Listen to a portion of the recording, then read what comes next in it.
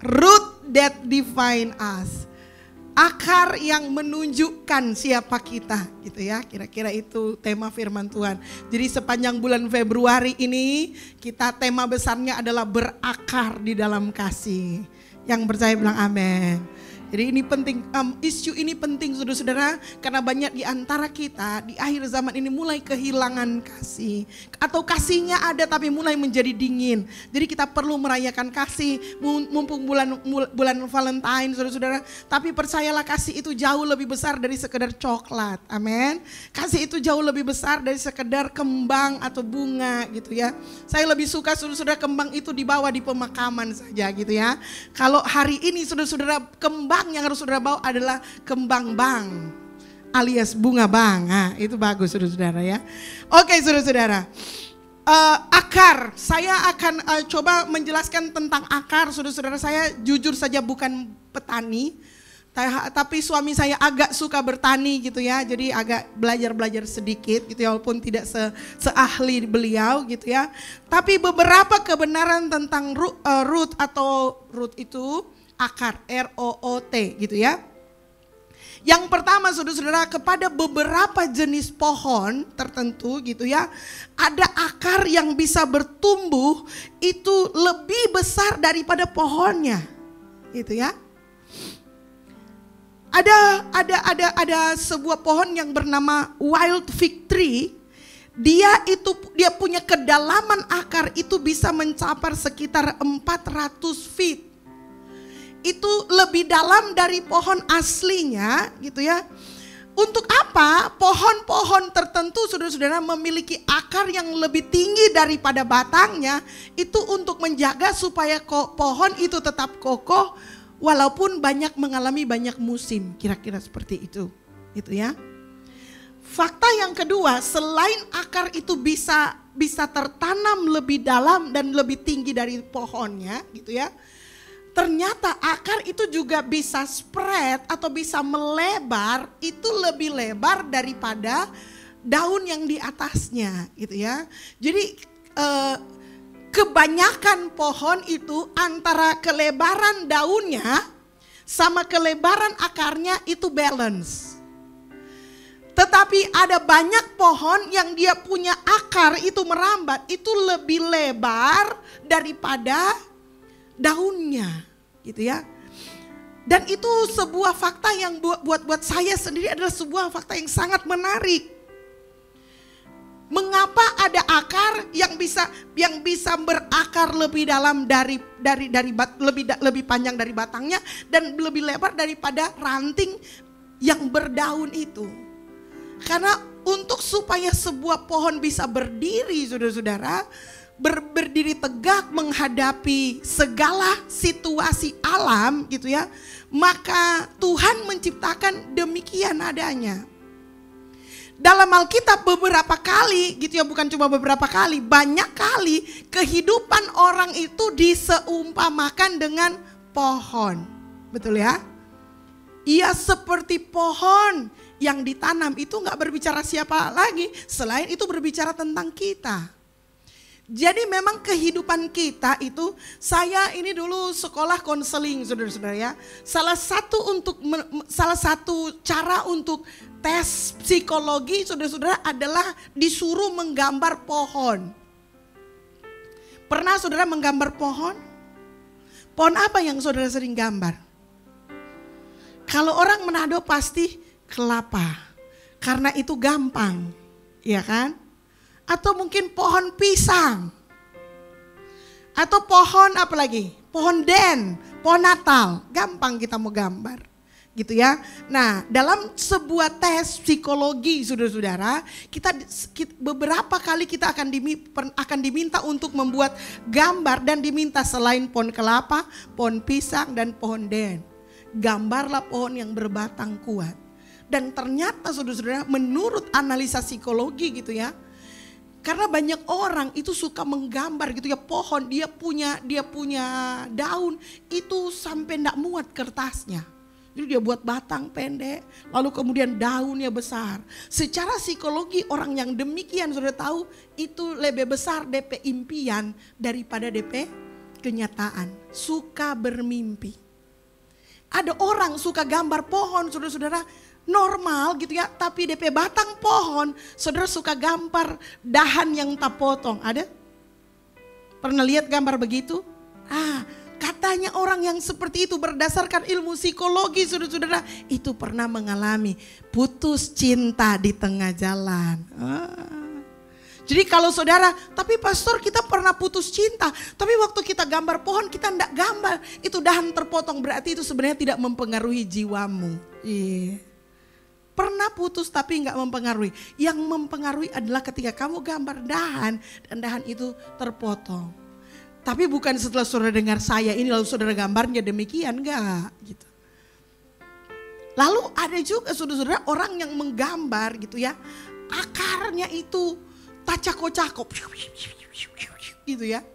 Nah itu katanya menurut psikologi itu enggak bagus juga, karena berarti DP masa lalu kacau.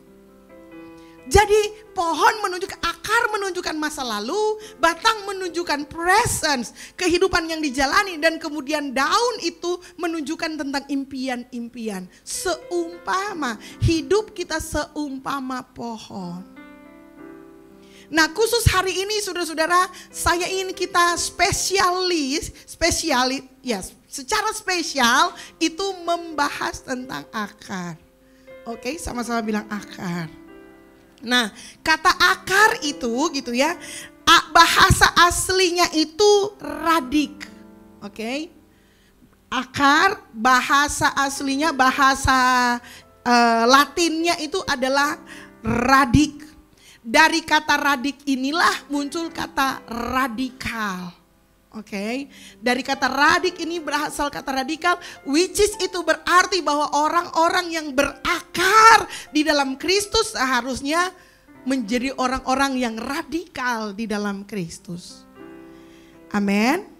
Nah saudara-saudara, di Alkitab saudara-saudara, ternyata akar itu bukan cuma berbicara soal Yesus saja seperti yang kita tahu.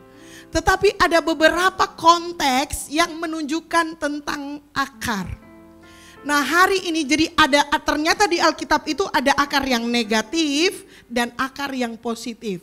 Maksud saya yang benar-benar menggunakan kata akar di Alkitab. Oke? Jadi kita akan identifikasi dulu ini akar yang negatif. Mari kita buka yang pertama saudara-saudara. Itu akar yang pertama yang dicatat dalam Alkitab adalah akar segala kejahatan ialah cinta uang. Mari kita buka bersama-sama 1 Timotius 6 ayat 10. 1, 2, 3 kita baca sama-sama. Karena akar segala kejahatan ialah cinta uang. Sebab oleh memburu uanglah beberapa orang telah menyimpang dari iman dan menyiksa dirinya dengan berbagai-bagai duka. Jadi Alkitab menunjukkan kepada kita bahwa ternyata cinta akan uang itu adalah akar segala kejahatan. Ulang ya. Cinta akan uang adalah akar segala kejahatan. Which is ini membuka peluang bahwa semua kejahatan yang terjadi itu kalau kita cari akarnya, kita akan ketemu kata cinta akan uang. Oke? Dan itu statement Alkitab, bukan saya gitu ya. Statement Alkitab yang ditulis oleh Rasul Paulus kepada Timotius anak rohaninya gitu ya, untuk bilang, hey kamu lihat akar segala kejahatan ialah cinta akan uang. Betul ya? Dan itu hari ini sudah terbukti saudara-saudara ya. Demi uang saudara-saudara hubungan dikorbankan. Demi uang hubungan orang tua dan anak hancur. Anak gugat orang tua di pengadilan. Banyak hal yang terjadi. Demi uang saudara-saudara kita menghalalkan segala cara. Kita bahkan mungkin menghancurkan kehidupan orang lain supaya kita bisa memperoleh uang yang lebih banyak. Di zaman yang makin viral belakangan ini saudara-saudara, keadaan semakin memprihatinkan. Kalau dulu saudara-saudara ya, kalau saya makan di restoran, lalu ternyata misalnya di tinutuan saya ada rambut, maka tindakan saya yang baik adalah saya akan pergi kepada si yang punya usaha lalu bilang, kenapa tapi tinutuan ada rambut? Kira-kira seperti itu. Kalau hari ini apa yang terjadi saudara-saudara? Mereka gak akan pergi cari tuannya. Mereka akan viralkan. Dan mereka merasa bahwa perbuatan itu adalah perbuatan yang terhormat. Mereka bahkan gak peduli kalau sebuah usaha yang di dalamnya ada keluarga yang menggantungkan hidup tuh hancur. Hanya karena apa? Karena ingin FYP. Karena ingin memperoleh uang dari postingan yang viral. Jadi yang dikejar adalah makin banyak view. Walaupun hasil dari postingannya itu nggak membawa kebaikan. Itu contoh. Jadi sama aja saudara-saudara gitu ya. Ternyata makin kesini makin banyak. Dan saya yakin saudara mungkin banyak di antara saudara yang menjadi korban akibat keadaan cinta uang ini. Ya. Yang kedua, akar yang kedua. Akar yang kedua itu Ibrani 12 ayat 15. Ibrani 12 ayat 15. Kita baca sama-sama ya. 1, 2, 3. Jagalah supaya jangan ada seorang pun menjauhkan diri dari kasih karunia Allah, agar jangan tumbuh akar yang pahit yang menimbulkan kerusuhan dan yang mencemarkan banyak orang. Jadi tadi akar yang pertama, akar segala kejahatan ialah cinta uang. Nah ini akar yang kedua saudara-saudara, akar dari segala kerusuhan. Gitu ya. Akar dari segala kerusuhan adalah akar yang pahit. Sama-sama ucapkan akar yang pahit. Saudara, akar yang pahit itu gak pernah mulai dari masalah besar. Akar yang pahit itu kebanyakan justru mulai dari kekecewaan kecil yang saudara tumpuk hari demi hari, yang bertumbuh menjadi racun yang mempengaruhi jiwamu, membawa kepada hubungan yang hancur, membawa kepada satu pribadi yang mencurigai segala sesuatunya. Dan bahkan membuat pribadi menjadi iri hati.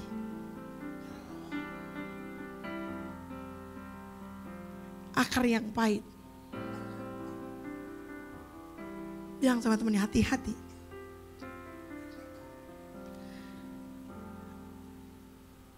Ini akar pahit membahayakan saudara-saudara.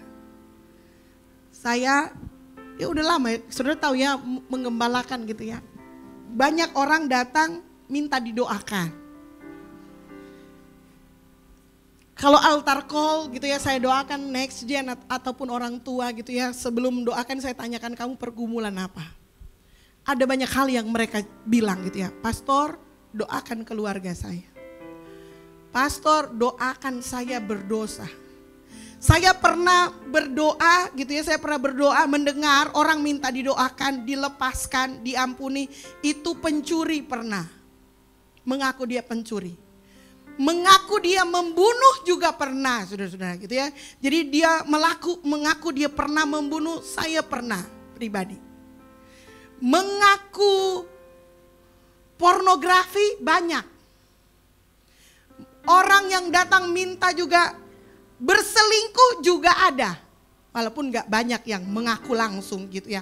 Biasanya sudah dalam pelayanan yang kesekian baru mengaku. Tapi itu jenis-jenis dosa yang sering saya temui. Jemaat datang dan mengaku dosa. Saudara tahu apa yang gak pernah saya dengar, diakui dan minta didoakan? Jealous. Cemburu. iri hati. Kenapa? Belum pernah saya melayani orang lalu kemudian ketika masuk dia begini, pastor doakan saya jealous dengan tetangga saya. Itu enggak pernah. Pastor doakan saya jealous dengan teman sekerja. Enggak pernah saudara-saudara. Saudara sendiri kalau saudara jealous, saudara mau datang sama Tuhan dan bilang, Tuhan saya jealous. Ayo saudara, ayo Metro Church. Ada banyak dosa, kita bisa akui, tapi dosa ini sepertinya tersembunyi saudara-saudara. Dan dia bisa berada dalam satu persekutuan yang indah, dia bisa dalam satu rumah tangga yang kelihatan baik, dia bisa ada dalam satu komunitas yang kelihatan sehat. Dia bahkan bisa ada dalam satu rumpun keluarga kakak adik, saudara-saudara. Dan dia nggak terungkap, tapi dia ada di situ. Dan dia menghancurkan, menggerogoti pelan-pelan. Jealousy. Dan jealousy, cemburu, iri hati. Saudara-saudara, kalau dalam ilmu psikologi itu rumpunnya akar pahit. Saya memang gak punya waktu panjang untuk menjelaskan detailnya. Tapi saudara paham bahwa akar pahit ini bisa menimbulkan kerusuhan. Kerusuhan loh saudara-saudara. Halo. Ini bukan cuman pertengkaran, ini kerusuhan. Which is bisa melibatkan emosi banyak orang gitu ya. Menantang emosi banyak orang dan mempengaruhi emosi banyak orang beramai-ramai.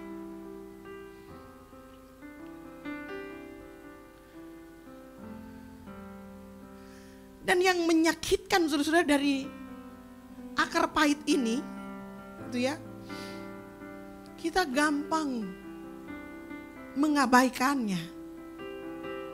Itu bisa datang dan kita mengabaikannya. Disitulah bagian di mana kita menjadi pribadi-pribadi yang rentan, yang gampang hancur. Kepahitan. Let's check ourselves. Ada gak kepahitan dalam diri kita? Pernah gak kita menyimpan kekecewaan gitu ya? Salah satu tanda dari kepahitan adalah sometimes kita suka menyerang orangnya gitu ya. Orang ini dia pendapatnya sudah benar tapi karena kita sudah gak suka, karena ada benih kepahitan di dalamnya kita gak bisa dengar pendapatnya.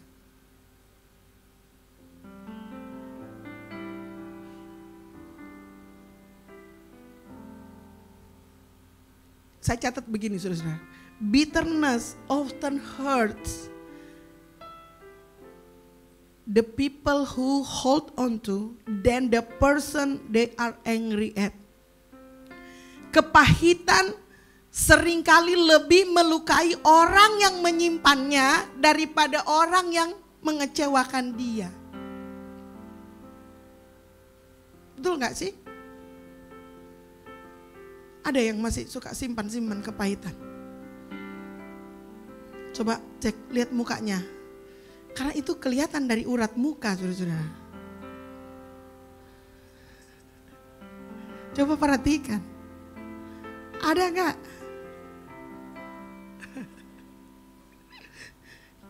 Kalau saudara lihat orangnya dan orangnya senyum, which is dia udah bebas dari kepahitan.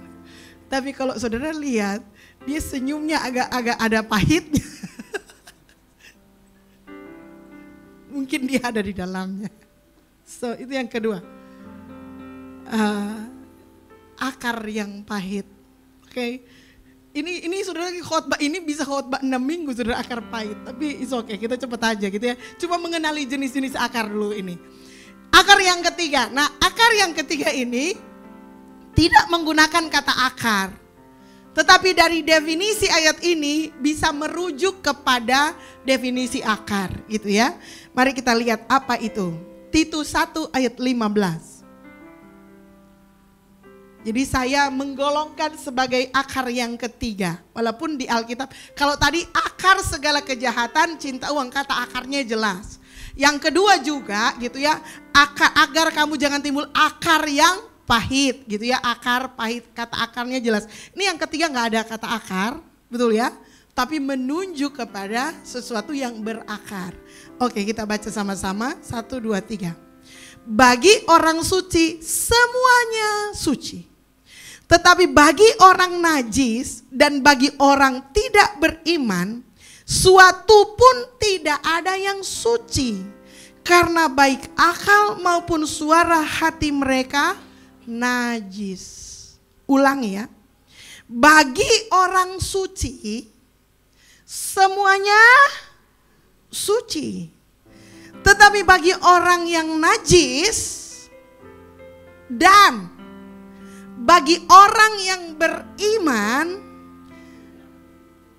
orang yang tidak beriman, suatu pun tidak ada yang suci.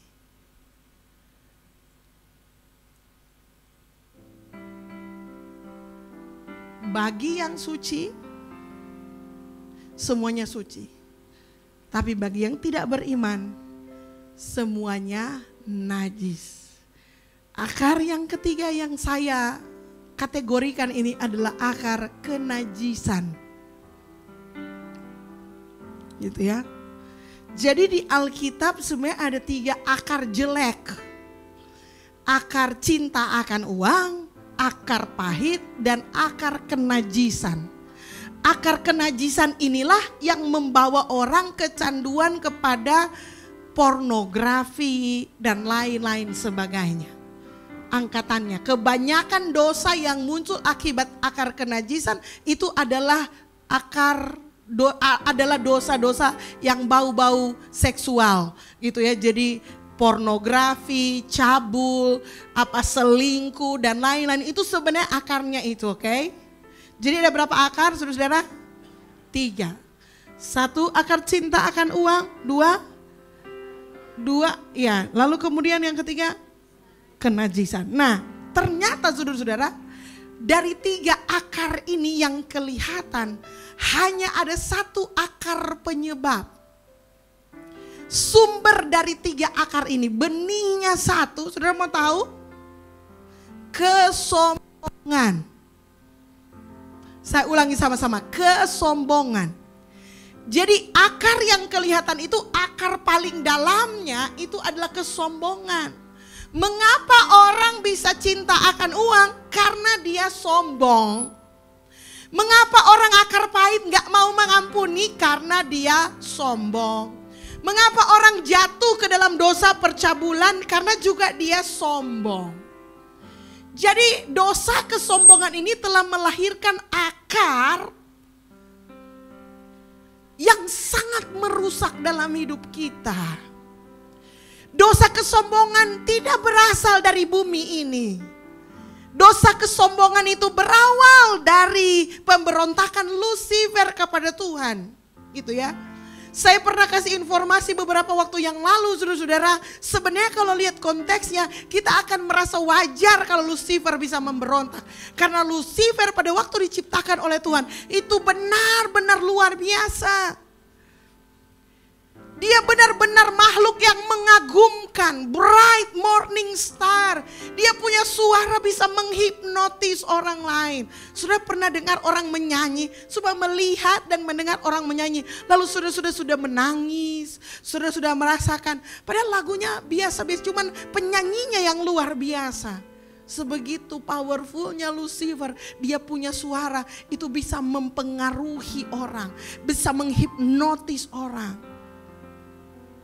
Namun saking kerennya dia, saking bagusnya dia mulai berpikir, kenapa bukan gue yang disembah?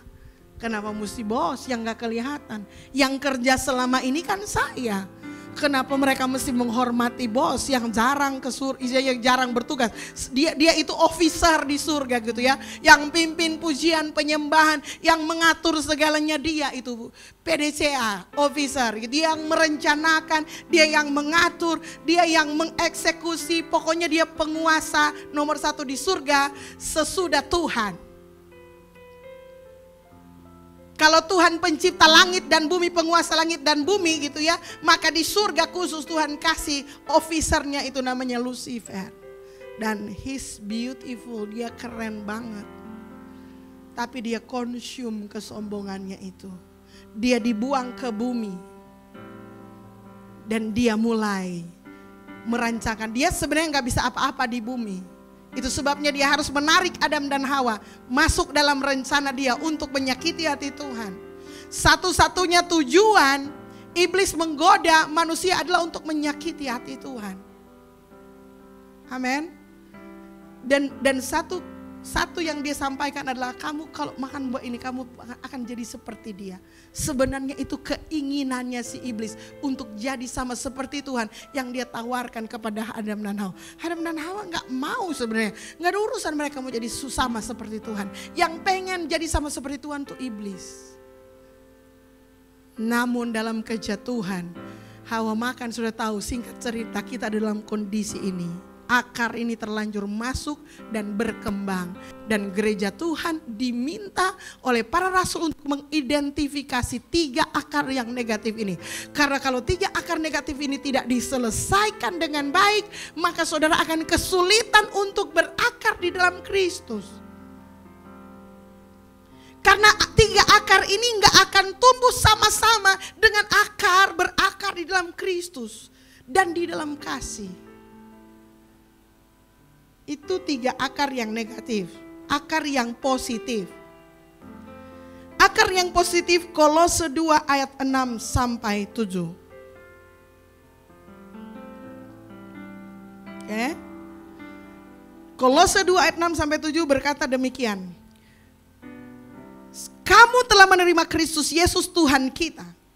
Karena itu hendaklah hidupmu tetap di dalam Dia. Hendaklah kamu berakar di dalam Dia dan dibangun di atas Dia. Hendaklah kamu bertambah teguh dalam iman yang telah diajarkan kepadamu, dan hendaklah hatimu melimpah dengan syukur.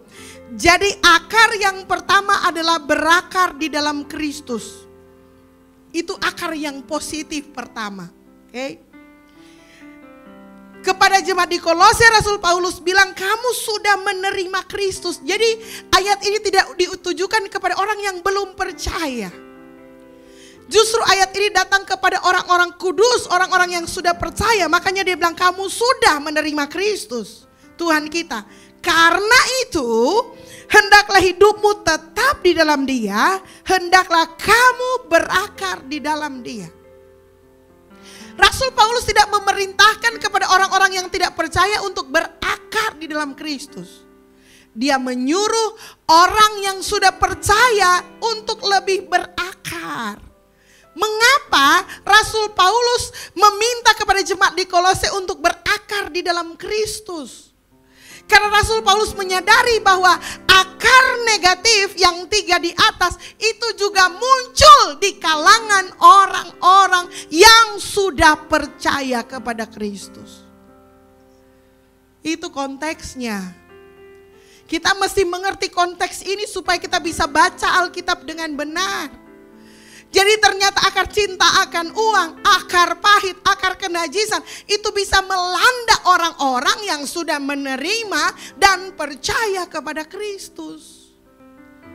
Dia mengingat Rasul Paulus, berakar di dalam Kristus. This is our foundation. Ini dasar kita, saudara-saudara. Saudara nggak bisa bertahan di dunia ini kalau kita nggak berakar di dalam Kristus. Kenapa? Karena ternyata 3 akar negatif itu juga bisa kena atau bisa menyakiti, menginfeksi orang-orang yang sudah percaya kepada Kristus. Hanya karena kau sudah lahir baru, hanya karena kau sudah terima Tuhan Yesus, bukan berarti engkau tidak akan cinta akan uang. Hanya karena kau sudah percaya kepada Tuhan Yesus, bukan berarti engkau tidak akan pernah mengalami akar pahit, atau engkau tidak akan jatuh dalam dosa kenajisan. No, ini semua bagian daripada kejatuhan orang yang sudah percaya kepada Tuhan Yesus Kristus. Sedemikian urgentnya saudara-saudara, sehingga Rasul Paulus bilang, jangan berakar di hal itu. Berakar berakarlah di dalam Kristus. Jangan salah berakar. Coba bilang kanan dan kiri, jangan salah berakar. Akar yang kedua, yang positif yang kedua, itu rasionya agak nggak balance, saudara-saudara. 3:2. Efesus 3 ayat 16-17. Ini kita baca bersama-sama. 1, 2, 3. Aku berdoa supaya Ia menurut kekayaan kemuliaannya menguatkan dan meneguhkan kamu oleh rohnya di dalam batinmu. Sehingga oleh imanmu Kristus diam di dalam hatimu dan kamu berakar serta berdasar dalam kasih. Jadi berakar di dalam Kristus dan berakar di dalam kasih. Menurut hemat saya, meskipun ini kelihatannya dua, tapi ini sebenarnya satu akar. Cuma taste-nya beda. Yang cuma berakar di dalam Tuhan dan berakar di dalam kasih Tuhan. Rasul Paulus ingin mengingatkan kepada kita bahwa berakar di dalam Tuhan itu berarti berakar di dalam kasih-Nya Tuhan. Langsung dapat gitu poinnya. Karena banyak orang akan bingung berakar dalam Tuhan seperti apa, pastor? Lalu Rasul Paulus menjelaskan berakar dalam Tuhan itu berakar dalam kasih Tuhan. Amin.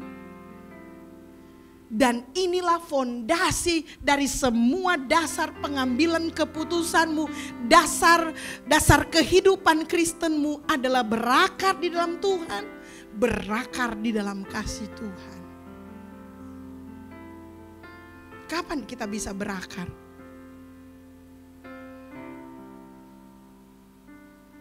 Sebelum kita bisa berakar di dalam kasih Tuhan, kita mesti cabut dulu akar-akar negatif itu. Enaknya saudara-saudara di akar gitu ya, kita tahu cara menyelesaikannya. Apa saudara-saudara? Cabut. Betul ya? Sama-sama bilang cabut. Itu sebabnya di gereja banyak pelayanan pelepasan. Itu sebabnya di gereja ada pelayanan pengakuan dosa. Kasih kesempatan jemaat untuk mengakui dosanya gitu ya. Karena nomor satu yang pertama, supaya kamu akar-akar yang tiga itu bisa dicabut dalam hidupmu, engkau harus mengakuinya di hadapan Tuhan. Yohanes 1 ayat 9 berkata, jika kita mengaku dosa kita maka Ia adalah setia dan adil sehingga akan mengampuni segala dosa kita dan menyucikan kita dari segala kejahatan. Untuk mencabut akar negatif, akui. Sama-sama bilang akui. Kalau saudara nggak mengaku, saudara nggak akan diampuni. Jadi pengakuan dosa dalam iman Kristen itu adalah dasar daripada pengampunan dosa. Pengampunan dosa nggak diminta saudara-saudara. Kita tidak diajarkan untuk minta dang Tuhan ampuni tapi dosa enggak. Pengampunan dosa itu enggak ada minta. Enggak ada Yesus pernah mengajarkan kepada kita untuk minta pengampunan. Itu bahasa ibu pendeta aja. Minta ampun sama Tuhan. Karena yang benar di Alkitab minta ampun itu sama dengan mengakui dosa-dosa kita. Kamu minta ampun tidak mengaku dosa, no. Tapi kalau kamu mengaku dosa, otomatis pengampunan terjadi. Berdasarkan 1 Yohanes 1 ayat 9. Jika kita mengaku dosa kita, maka Ia adalah Allah yang setia dan adil. Ia akan mengampuni segala dosa. Jadi pengampunan dosa itu bersumber dari pengakuan dosa. Bukan minta ampun. Oke? Minta ampun tidak sama dengan pengakuan dosa. Bagaimana cara mencabut akar itu? Simple, satu, akui. Itu kita bilang. Mengapa jealousy sukar dikeluarkan dari kehidupan kita? Karena orang jarang mengaku dosa itu. Orang kerasukan setan langsung mengaku, oh kita ada pepegang opo-opo, kita ada ini. Dia doakan. Hari itu saat itu juga bisa terlepas, setan-setannya pergi. Hidup baru dibebaskan. Nanti sesudah hancur semuanya, waduh kenapa gak dari dulu saya minta didoakan. So sekian tahun dulu diperbudak, oleh opo-opo dan lain-lain sebagainya. Selesai. Ada pengakuan. Orang membunuh, akui, Tuhan ampuni. Berapa banyak di antara saudara yang pernah mengaku bahwa saudara cemburu sama tetangga saudara?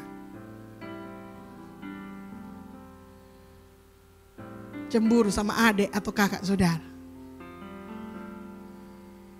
Mungkin itu sebabnya saudara sulit berakar dalam kasih Tuhan. Karena masih ada bagian yang saudara gak izinkan Tuhan cabut. Is it okay for you guys? Halo? Bilang kepada temannya, Pastor Melan gak lagi marah-marah. Dia baik.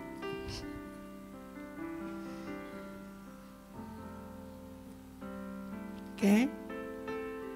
Cabut, akui. Yang kedua, kalau sudah diakui, jangan dibiarkan kosong guys. Isi dengan akar yang baru. Berakar di dalam Kristus, berakar dalam kasih-Nya. Dimulai dengan kita menginstal diri kita dengan firman Tuhan. Amin.